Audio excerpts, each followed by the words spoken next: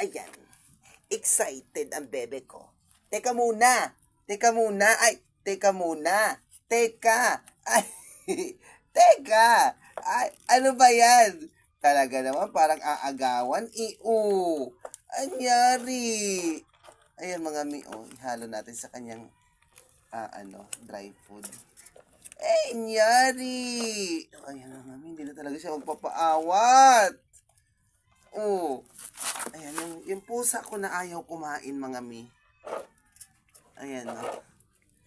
Ngayon, hindi siya mapigilan. Ano? Kami. Get. Ayan, no. Go.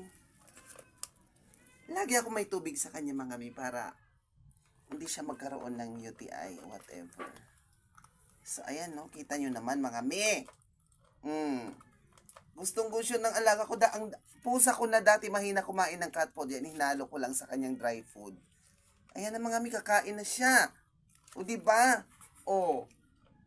Ano pa talagang hinihintay nyo? Huwag na kayo magpatumpik-tumpik pa, mga mi. I-aura nyo na sa merkado hanggat mura pa. I-go siya, go. Diba? Kumakain na siya, mga mi. Pwede pala ito, mga mi. Kung gusto niya makatipid, diba 12 ito, mga mi? Pampalasa lang sa kanilang cat food. Ayan, oh. Kasi kakain siya, eh. Dati hindi siya kumakain. Pampalasa lang. Ayan. Ayan. Bigyan natin tong isa. Mga rescue ko ito sila, mga mi. Mga rescue ko ito sila. Bigyan natin. Ano naman nangyari sa'yo?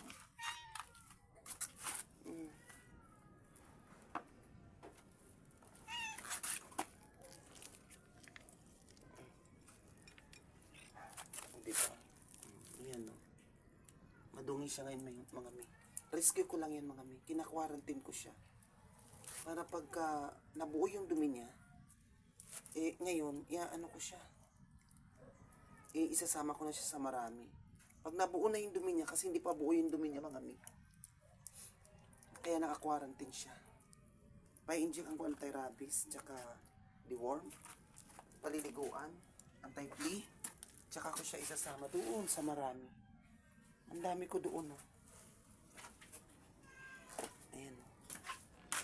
Ang dami ko doon, mga babies. Magkakagulo yan pagka ano. So, dito muna tayo mag-focus.